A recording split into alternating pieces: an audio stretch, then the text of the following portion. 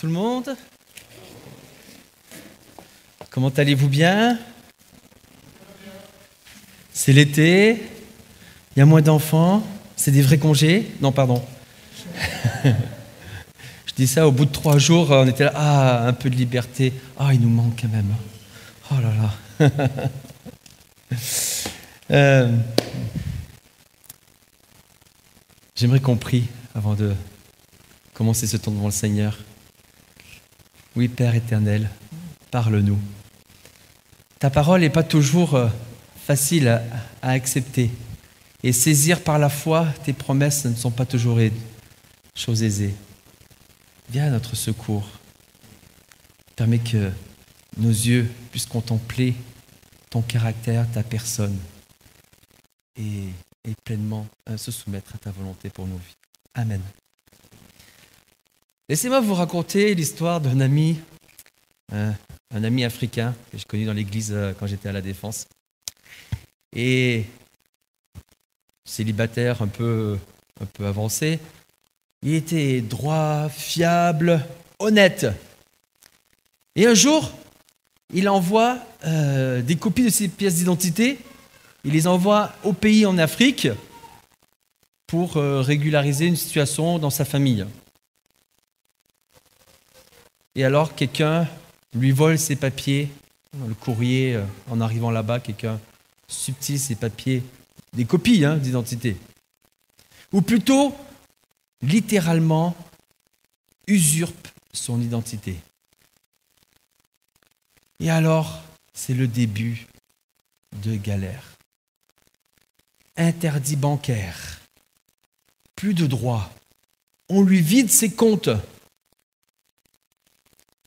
Un combat, pas sur quelques mois, sur plusieurs années. Lui qui était honnête, sérieux, il avait un travail qui était stable, il s'est retrouvé du jour au lendemain en interdit bancaire, incapable de prouver que ce n'était pas lui à l'origine de la manœuvre. Incapable de prouver qu'il était le vrai, l'unique propriétaire, honnête. Incapable de dire que c'était vraiment un mélange d'identité. Est-ce que c'est vraiment lui ou c'est quelqu'un d'autre? Qui est celui qui est sur cette copie d'identité? Il n'avait plus rien, plus d'argent. Et toutes les démarches au quotidien devenaient hyper pénibles. Quelle galère. Lui qui espérait justement fonder une famille, voir un avenir meilleur, il n'avait plus d'espoir. Comment fonder une famille dans ces conditions? Et à ce que je sache, on n'a jamais retrouvé les coupables. Quelle injustice! Comment est-ce que le méchant peut s'en sortir si bien alors que lui, il a été au fond du fond, lui qui était droit? Pourtant, je peux vous l'assurer que dans sa détresse, il n'a cessé de garder confiance en Dieu. Vraiment, un modèle. Malgré qu'il ne voyait pas le bout du tunnel, malgré qu'il confessait que c'était vraiment dur, il a cessé de croire que Dieu était grand et qu'il gardait sa vie entre ses mains. Il a persévéré à porter ses prières. On a persévéré à prier pour lui. Il n'a cessé de crier à Dieu. Il a fini par retrouver ses droits, son identité, sa vie. Mais on peut dire qu'il n'a pas obtenu justice sur terre. Il est, je présume encore, cependant confiant que Dieu lui ferait justice en son temps. En tant que chrétien, comment pouvons-nous faire face? Comment pouvons-vous agir face à l'injustice? Que faire de notre indignation, de notre révolte devant cette injustice? Et ce matin, on va poursuivre notre série sur les psaumes. Et le psaume 5, que nous allons méditer aujourd'hui, est une prière, un cri de foi, un cri à Dieu. Et vous pouvez trouver ce psaume dans vos Bibles à la page 497. Le psaume 5 à la page 497. C'est un cri à Dieu exprimé par le roi David qui est profondément affligé face à l'injustice et les attaques qu'il subit. Et cette lamentation nous dévoile la juste attitude face à l'injustice. Une attitude qui s'attend à Dieu. Une attitude qui dépend de lui, lui seul qui a le pouvoir de répondre. Une attitude remplie de confiance dans la nature et la justice de Dieu, dans sa grâce et sa bénédiction. Lisons ensemble ce psaume 5. Dédié au chef de chœur, verset 1, à chanter avec accompagnement d'instruments avant, un psaume de David. Ô Éternel, écoute mes paroles et entends mes soupirs.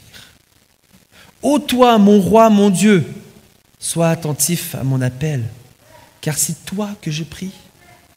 Éternel, au matin, ma voix se fait connaître, car dès le point du jour, je me présente à toi et puis j'attends. Car tu n'es pas un Dieu qui prend plaisir au mal. Auprès de toi, le mal n'a pas de place. Les insolents ne peuvent pas subsister devant toi. Tu hais tous ceux qui font le mal. Tu fais périr tous les menteurs, les assassins et les trompeurs sont en horreur à l'Éternel.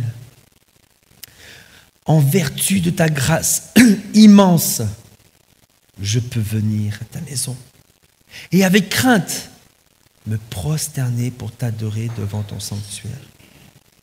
Éternel, conduis-moi, toi qui es juste, car j'ai des ennemis. Aplanis le sentier que tu veux que j'emprunte. Dans leurs propos, il n'y a aucune sincérité, ils ne pensent qu'à détruire. Dès qu'ils se mettent à parler, on dirait un tombeau qui s'ouvre, leur langue se fait enjôleuse. Ô Dieu, fais-leur payer leurs crimes et que par leur machination, ils provoquent leur propre ruine. Et par leurs méfaits répétés, ô Dieu, qu'ils soient chassés car ils te sont rebelles. Mais tous ceux qui trouvent un refuge en toi soient à jamais dans l'allégresse et poussent de grands cris de joie. Car ils sont sous ta protection et que tous ceux qui t'aiment se réjouissent grâce à toi. Éternel, tu bénis le juste et tu le couvres de ta grâce comme d'un bouclier. Merci, on m'a entendu tousser. Merci ma sœur pour ta compassion, ta pitié. J'aimerais vous poser 2 questions pour commencer, 2 questions que je me pose moi-même. Quelle est la première chose que vous faites le matin en vous levant ? Direct, j'ai besoin de mon bon petit-déj, ou tranquillement, je consulte mes messages sur mon tel, je prends connaissance de l'actualité. J'ai envie de commencer la journée de bonne humeur avec la belle actualité nationale, internationale. Ou peut-être que je fonce à la douche parce que c'est temps. Quelle est la première chose que vous faites le matin ? Alors, toute autre chose, quelle est la première personne à qui vous partagez vos difficultés ? Vous avez un ami de confiance, un conjoint ? Peut-être que vous avez du mal à vous confier parce que personne n'arrive vraiment à vous comprendre. Ou peut-être qu'au contraire, vous utilisez votre conjointe comme une belle poubelle émotionnelle à qui on se décharge bien et on ne demande pas de réponse, on demande juste d'écouter. Les 4 premiers versets qu'on a lus de ce psaume dévoilent la priorité du psalmiste, la priorité le matin d'un roi, un puissant roi, le roi David, et dévoile toute son intimité. Il a beau être ce grand roi, très occupé, certainement plus occupé qu'on peut tous l'être, n'est-ce pas ? Sa priorité dès le matin est de se tourner vers l'Éternel, Dieu, le roi souverain.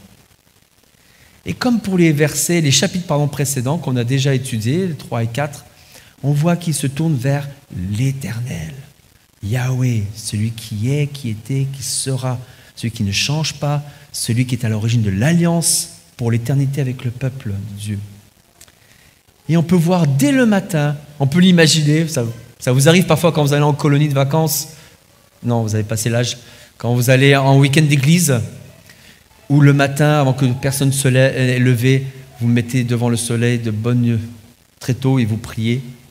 Je crois que certains ont prié justement le week-end dernier, avant que tout le monde se lève. Sa prière, ce psaume, est entièrement centré sur Dieu, le roi, l'Éternel, omniprésent. Les yeux sont tournés vers lui. C'est sa première pensée. Et nous devrions le matin avoir une première pensée dirigée vers l'Éternel. Rendre grâce pour la protection qu'il nous a accordée la nuit précédente. C'est ce qu'on a vu au chapitre 3 avec Johnny. On se lève le matin, je suis debout, Dieu m'accorde la vie. Et puis ensuite prier pour que Dieu nous accompagne tout au long de la journée des épreuves qu'on pourra rencontrer. Jésus aussi prenait du temps à part le matin pour prier et remettre à Dieu le Père sa journée. Ici, David. Ici, David insiste tout au long de sa prière pour que Dieu l'entende. Vous avez vu au verset 2, écoute. Juste après, entends. On se dit, c'est bon, il l'a compris. Et après, sois attentif. Et heureusement, plus tard au verset 4, il dit, ma voix se fait entendre. Il a la conviction que sa voix se fait entendre. Oui, parce que lorsque Dieu tarde à nous exaucer, on a tendance à se dire, il n'écoute pas, il oublie, il a oublié que je le prie. Nous avons la certitude qu'il écoute nos prières. Il ne répond pas forcément comme on le voudrait, pas à la vitesse impatient que nous sommes, que nous voudrions, n'est-ce pas? Mais il répond. Et David en est certain, et il s'exclame, le matin, ma voix se fait entendre. Il y a une belle petite progression des mots. D'abord, écoutez les paroles qui sont peut-être dans le cœur, des paroles qui sont connues de Dieu. Ensuite, il y a les soupirs, les gémissements. D'autres traductions iraient jusqu'à dire les pensées les plus intimes. C'est-à-dire qu'il y a une réelle souffrance dans le cœur. David n'a même pas besoin de la sortir, que Dieu peut la lire. Il demande à Dieu, perçois, vois ces soupirs que je n'arrive pas à exprimer, qui sont au fond de mon cœur. Et enfin, un cri. Ce n'est pas écrit que c'est à l'intérieur ou à l'extérieur, mais vu la progression, on pourrait croire que c'est un cri, un appel. C'est dur d'appeler dans sa tête, mais un appel à l'aide. Comme ce psaume, on a pu le lire ensemble, est dédié à un chef de chœur, c'est une lamentation qui est lue, chantée en assemblée. Et donc on peut dire qu'en assemblée, il criait cette lamentation à Dieu du fond du cœur, comme David qui crie de l'intérieur vers l'extérieur. En préparant ce message, ça m'a rappelé quelque chose que j'ai vécu il y a très longtemps en arrière et qui a duré toute une année. J'en ai parlé récemment, alors je ne sais pas, je l'avais dans le cœur.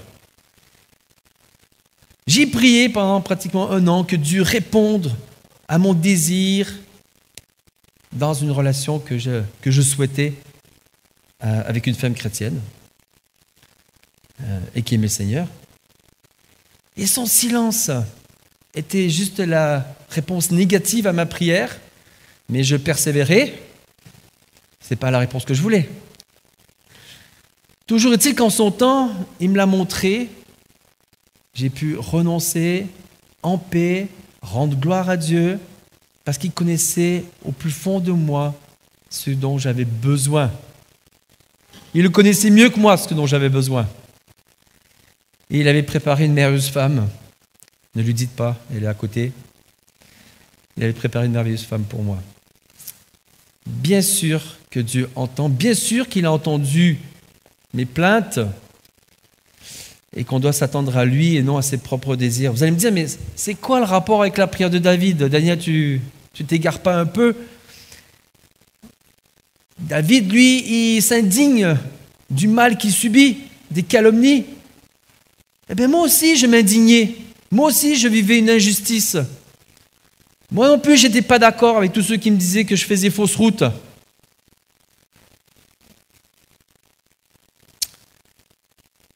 Et je demandais à Dieu dans mes prières, avec même jeûne, qu'il fasse comprendre aux autres sa volonté. Récemment, je parlais avec un frère, je disais, mais les psaumes, je trouve ça compliqué quand même. J'ai du mal parfois à m'approprier ces psaumes, parce que je trouve qu'il y a un peu comme une dérive.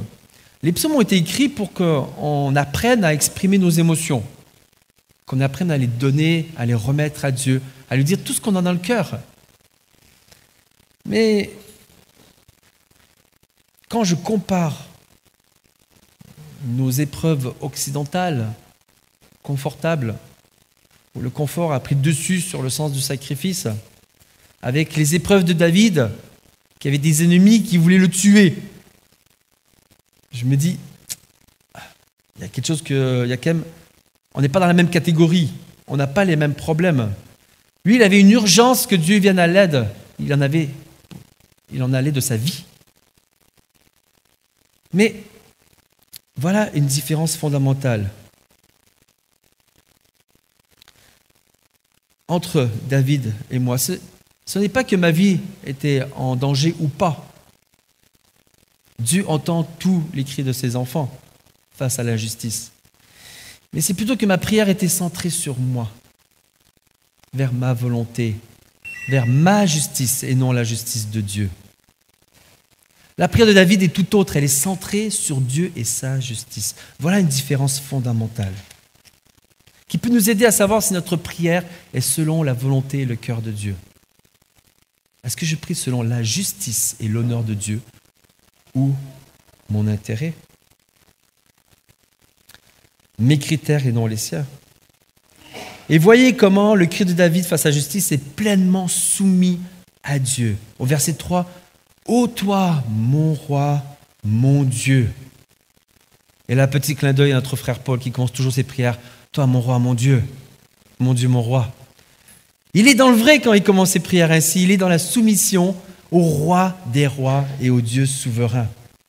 C'est la reconnaissance que Yahweh est bien au-dessus de tout ça pour nous personnellement, mais aussi collectivement. Il mérite d'être honoré. Il mérite que le roi soit honoré, que justice soit faite, que sa sainteté soit honorée. Et il est digne de confiance pour s'occuper correctement de ces sujets. Alors David, le roi puissant d'Israël, plein d'humilité devant le roi des rois, le roi fort et éternel au-dessus de lui, reconnaît sa fragilité, reconnaît qu'il est éphémère. Il se place devant lui et pour l'amour de son nom, il lui demande justice. Et on finit le verset 4 avec, donc on est le matin. Le matin, parfois quand on se lève tôt, on se dit « Ouh, j'ai une belle grande journée devant moi », mais la journée peut être longue aussi. Et David se présente le matin, il déverse son cœur à Dieu et qu'est-ce qu'il fait? Il attend. On est prompt à dire « Dieu, ça fait un moment que je t'ai prié, maintenant je prends les choses en main. Hein. » David, il attend. Il attend avec persévérance. Une autre traduction dirait « il regarde ». Il regarde ce que Dieu va faire, car Dieu va agir. Et il regarde à lui. Oui, David a eu raison de s'adresser à Dieu. Parce que qui d'autre que Dieu peut prendre la pleine mesure de ce qu'est l'injustice? David s'adresse à Dieu, car lui seul peut mesurer toute injustice. Dieu, c'est, comme quelqu'un m'a dit, le champion de la justice face à la campagne diffamatoire contre David, face à l'adversité contre nous. Dieu est le champion de la justice. Pourquoi? Tout simplement parce qu'il est le premier à s'insurger contre le mal et l'injustice. Les ennemis de David, dans ce psaume, on a lu, ils sont quoi avant tout? Ils sont rebelles à Dieu. C'est donc avant tout l'affaire de Dieu de régler cette injustice, de régler le péché. David, il n'est pas capable de régler le péché de l'humanité. Il met ce sujet entre les mains de Dieu. Il remet la justice à Dieu. Pour l'amour de son nom, pour l'honneur de son nom, à cause du caractère de Dieu. Le caractère de Dieu, ce n'est pas comme le nôtre, où le nôtre, on tend, on veut se développer, on cherche à être de plus en plus saint dans l'obéissance. Dieu, dans son essence, dans sa nature même, est le bien. Dans sa nature même, il ne peut supporter le mal en sa présence. Et c'est pour ça que la prière de David est agréée. Même si ce n'est pas écrit, la prière de David est agréée. Oui, c'est écrit plus tard que ceux qui le craignent sont justes. Parce qu'il place sa confiance dans la nature qui ne change pas de Dieu. Et c'est ce qu'on lit dans les versets 5 à 7. Quelle est cette nature de Dieu? Verset 5, tu n'es pas un Dieu qui prend plaisir au mal. Dieu est incompatible avec le mal. Là où Dieu est, le mal ne peut coexister. Là où est la lumière, les ténèbres ne peuvent subsister. Yahweh est éternel, puissant. Il est fondamentalement bon, mais fondamentalement incompatible avec le mal. Donc par conséquent, tous ceux qui s'alignent avec le mal, qui est contre la nature de Dieu, subissent le rejet divin, le rejet de Dieu. Et David le sait pleinement, il en a la conviction.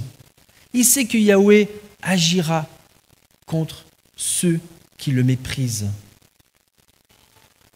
Il sait qu'en la présence de l'Éternel, l'insolent, comme est écrit, l'arrogant ne peut se tenir debout et faire le malin et faire face. Il sait que Dieu a tellement de haine contre le mal qu'il ne peut pas le laisser impuni. Ce sont des mots forts, presque des mots qui pourraient nous choquer. Mais c'est la sainteté de Dieu. C'est écrit que le mal n'a pas sa place. Dans d'autres traductions, on pourrait lire « Le méchant n'a pas sa demeure auprès de toi ». C'est-à-dire que le méchant peut venir se présenter à Dieu, il ne peut être écouté s'il n'est pas dans l'humilité, la crainte. Il ne peut être protégé, son mal ne peut être protégé par Dieu, car Dieu en horreur le mal. Alors comment David réagit à ça? Il réagit d'une façon un peu étonnante malgré tout. Calvin a dit à ce sujet, l'audace des impies, donc des pécheurs, nous plonge souvent dans la consternation.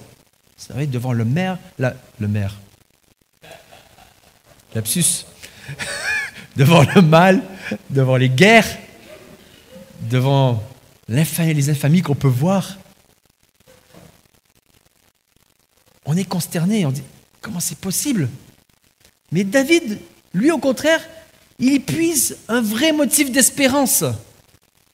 Pourquoi? Parce qu'il sait que Dieu est juste et que ça ne va pas rester impuni. Il sait que s'il n'y a pas de Dieu, s'il n'y avait pas de Dieu, il n'y aurait ni bien ni mal, donc pas possibilité de réclamer justice. Sauf que Dieu est vrai, est réel, et Dieu ne passera pas l'éponge sur ces odieuses injustices. Toutes celles que l'on voit au journal télévisé, mais également toutes celles où tout simplement on est rejeté pour notre foi simple, dans notre juste désir de pureté et d'obéissance. Il ne laissera pas le cœur humain égoïste sans Dieu impuni. Et c'est pour ça que la réclamation de David, qui juge ses ennemis, n'est pas égoïste. Elle est le fruit d'un cœur qui est proche de Dieu, qui connaît l'amour et la justice de Dieu, qui connaît ce Dieu qui aime et qui veut le bien. En parallèle, dans les versets 10 et 11, on peut lire des propos qui pourraient aussi être choquants. Je relis parce que ça fait un moment qu'on a lu. Verset 10, dans leurs propos, il n'y a aucune sincérité. Ils ne pensent qu'à détruire. Dès qu'ils se mettent à parler, on dirait un tombeau qui s'ouvre. Leur langue se fait enjôleuse. Ô Dieu, fais-leur payer leurs crimes et que par leur machination, ils provoquent leur propre ruine. Et par leurs méfaits répétés, ô Dieu, qu'ils soient chassés, car ils te sont rebelles. David et Dieu le premier sont offensés par ces rebelles. Aucune sincérité, des langues flatteuses. Tu sais, comme quand on veut comploter, qu'on prépare quelque chose par derrière. Dieu connaît le cœur, il sait quels sont leurs plans et où ils vont. Le psalmiste, il va même loin, il utilise l'image du tombeau pour montrer à quel point la profondeur du mal de ces paroles mensongères amène à la mort. C'est ce que dit saint Augustin, par leurs mensonges, leurs flatteries, ils entraînent les hommes dans le péché. Et ainsi, en quelque manière, ils les engloutissent. En fait, ce n'est pas que, ça va au-delà de l'honneur de Dieu, même si ça en fait partie. Ils ne déshonorent pas seul Dieu, ils entraînent les autres avec eux. Ils entraînent une rébellion massive. Et le peuple de Dieu, l'assemblée que nous sommes, devons nous indigner devant le mal qui est contagieux. Et alors, David, devant ce constat, il implore leur propre ruine, mais la provocation de leur ruine par leur propre péché. Que leur péché se retourne contre eux. Il demande qu'ils subissent tout simplement les conséquences de leur péché. Dieu parfois protège, retarde, mais dit, Dieu ne les protège pas, qu'ils subissent les conséquences de leur péché. Que leur désobéissance mène à leur ruine immédiatement. Tôt ou tard, ça mènera à la ruine. Lui, il implore que ça soit fait dès maintenant, sur terre. Alors, on a vu qu'on pouvait s'adresser à Dieu, lui seul, lui qui ne supporte pas le mal, lui seul sait comment agir face à l'injustice. Lui-même l'a vécu avec Christ, lui le juste qui a été mis à la croix de façon injuste. Et devant ces choses, comment devons-nous agir? Que faire devant cette injustice dans le monde? Verset 8. En vertu de ta grâce immense, je peux venir à ta maison et avec crainte me prosterner pour t'adorer devant ton sanctuaire. Éternel, conduis-moi, toi qui es juste, car j'ai des ennemis. Aplanis le sentier que tu veux que j'emprunte. Oui, il pourrait un peu monter les bretelles et dire moi, t'as vu, je fais le bien. T'as vu, ils font pas le bien. Vas-y, zigouille-les. Mais on voit qu'ici, il n'est pas capable de s'enorgueillir. Il n'est pas capable non plus de faire la justice lui-même. Il ne fait qu'une chose, il se place sous la grâce de Dieu. Mais qui donc est juste? Là, on vient de lire au verset 9, « Toi qui es juste », oui, un seul est juste, Dieu. Il n'y a pas d'autre juste. Mais dans sa nature, dans sa sainteté, il n'accepte pas le mal. Mais il existe une autre facette qui nous dépasse, qui fait que c'est un mystère, qui fait qu'on ne comprend pas ce Dieu infini. Dans cette autre facette du caractère de Dieu, il y a la bonté et un immense amour. Et il l'a manifesté dans sa grâce, dans son pardon. Il rend ceux qui le craignent par la foi, il leur donne un refuge en Christ. En Christ, comme je l'ai dit tout à l'heure, qui est mort à leur place à cause du péché. À cause du péché, il est mort à leur place et il nous rend justes. Il est quand même incroyable. J'ai quelque chose qui m'a saisi en préparant ce message. C'est quand même fou de penser qu'on a soif de justice, on crie à la justice, David crie, réclame cette justice, mais ce qui est nécessaire à cette justice, c'est une profonde injustice. Il fallait que Christ le juste meure injustement pour qu'il y ait justice. Je ne sais pas si vous me suivez. C'est profondément injuste. Et moi qui réclame la justice de Dieu dans ce monde, je suis juste bénéficiaire d'une profonde injustice que Dieu m'a accordée.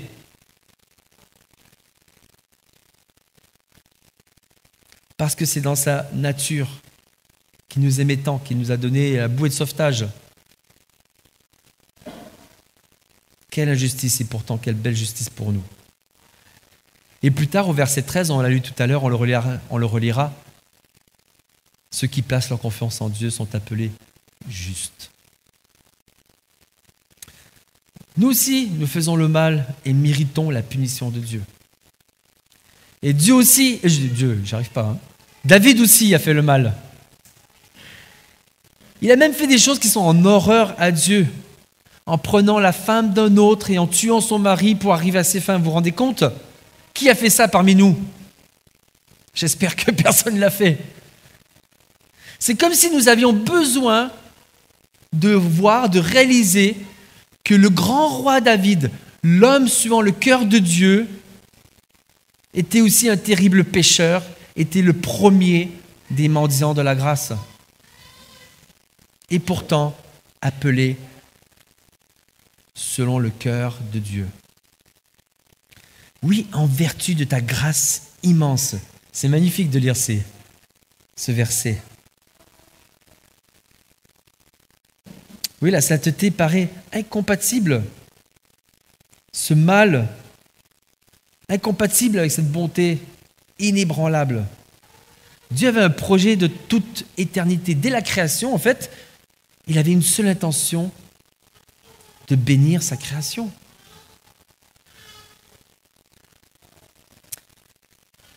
La sainteté de Dieu offre à notre humanité pécheresse à la fois le plus grand problème et en même temps le plus grand espoir. C'est pour ça que David peut dire avec confiance, je peux venir à ta maison, je peux me présenter à toi, non pas que je le mérite, mais par ta grâce immense. Je peux me prosterner, je peux faire face à toi, là où le méchant devant toi ne peut même pas tenir, là où le méchant ne devrait même pas pouvoir se présenter, avancer dans ta demeure. Je peux venir devant toi, car tu m'as fait grâce. David dépend entièrement de Dieu. Il dépend de nul autre. Il dépend que de la justice de Dieu. Et il crie, il appelle à justice. Et on voit que cette dernière partie, on voit la bénédiction associée à ce cœur qui a la bonne attitude, à ce cœur suivant le cœur de Dieu qui cherche à pleinement comprendre, adhérer, honorer la nature et le caractère de son Dieu.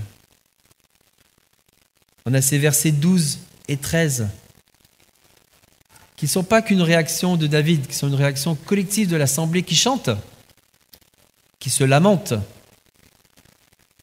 Et je relis, mais que tous ceux qui trouvent un refuge en toi soient à jamais dans l'allégresse et poussent de grands cris de joie, car ils sont sous ta protection et que tous ceux qui t'aiment se réjouissent grâce à toi.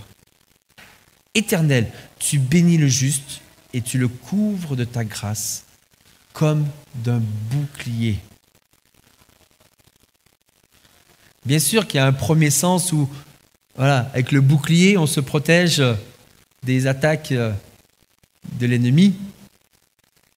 Et la grâce de Dieu protège de ces attaques.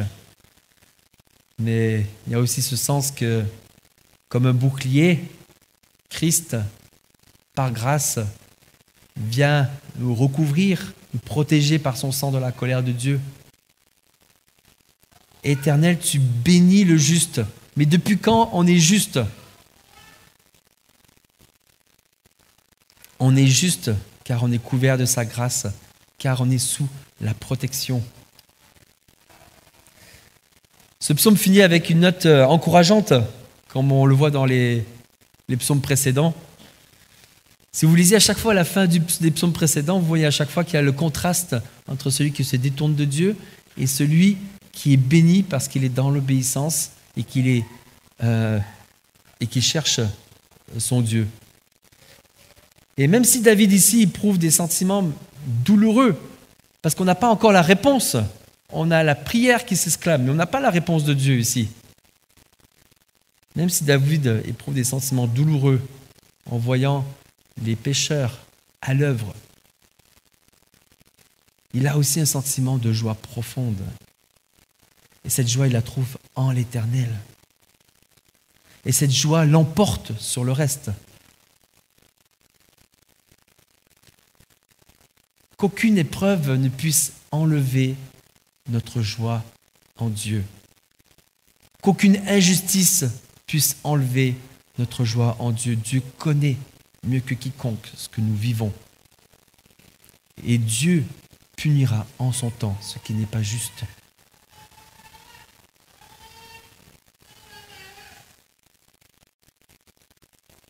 Et ce psaume finit avec une louange à l'Éternel. Celui qui aime le nom de l'Éternel, celui qui aime sa nature, est considéré comme juste. Et on n'est pas seul face à l'injustice. Je le disais tout à l'heure, c'est beau de voir que ce combat, il n'est pas seul. Il était en communauté. C'était un chant d'ailleurs qu'on faisait en assemblée, avec des flûtes plutôt dans la complainte, donc dans le cri, la douleur du cœur qui s'exprime à Dieu, en communauté. On n'est pas seul face à l'injustice dans ce monde. Nous avons des frères et sœurs sur qui compter. Nous pouvons prier ensemble. Nous pouvons intercéder. Nous pouvons persévérer à croire que Dieu va agir en son temps. On a un contraste final qui est saisissant entre une description très joyeuse de délivrance pour tous ceux qui se réfugient en Yahweh, alors que les ennemis, eux, tomberont sous le poids de leur propre complot. Ceux qui honorent l'Éternel ont un refuge, sont heureux, chanteront toujours de joie. Ceux qui n'honorent pas l'Éternel, qui recherchent le mal, chutent et sont séparés de Dieu pour toujours. Alors qui est donc ce juste? Celui qui prend plaisir dans le caractère de Dieu. Et quand on prend plaisir dans le caractère de Dieu, quand on prend plaisir dans la grâce de Dieu, quand on regarde à Dieu, on chantait avec ma femme dans la voiture, quand je contemple sa sainteté, quand je contemple mon Dieu, toutes choses pâlissent à sa lumière. Et la persévérance dans l'obéissance mène à la vraie bénédiction. Bien sûr que le monde voudrait dire que voilà, on fait ça pour une bénédiction des richesses, du pouvoir. C'est pas ici c'est pas dans ce qu'on parle ici. La vraie bénédiction, elle est dans la paix, la confiance en Dieu. Alors si on récapitule ce psaume pour aujourd'hui, Jésus y règne de son trône de grâce et il nous appelle à regarder à lui dès le matin, à le regarder à lui en premier, à le mettre en priorité, à prier avec persévérance, à prier suivant sa justice, son caractère et non nos propres désirs. Bon, ce que je n'ai pas pu le dire, c'est que si notre cœur est proche du caractère de Dieu, bien nos désirs deviennent ceux de Dieu et alors notre prière est agréée comme celle de David. Jésus a lui-même vécu les pires moqueries. Il les a vécues avec persévérance pour nous sauver des pires péchés que nous avons tous commis. Regardons à Jésus, à sa royauté, plaçons notre confiance. Lui qui a tout subi, plaçons notre confiance avec une juste perspective. Attendons-nous à lui dès le matin. Mettons non seulement notre confiance, mais en pratique, attendons-nous à lui. Ouvrons nos bouches. Présentons-lui nos souffrances, nos cris. Implorons sa grâce. Implorons que Dieu délivre son Église des moqueries comme Jésus a été délivré et ressuscité. Et tout ça non pas à cause de nous, mais à cause de l'honneur de son nom, à cause de sa nature, qui est intrinsèquement et juste amour, bonté et qui ne peut supporter le mal. Alors qu'à travers ce psaume, nous puissions être encouragés à persévérer et à fonder notre espoir en l'Éternel et en nul autre. Amen.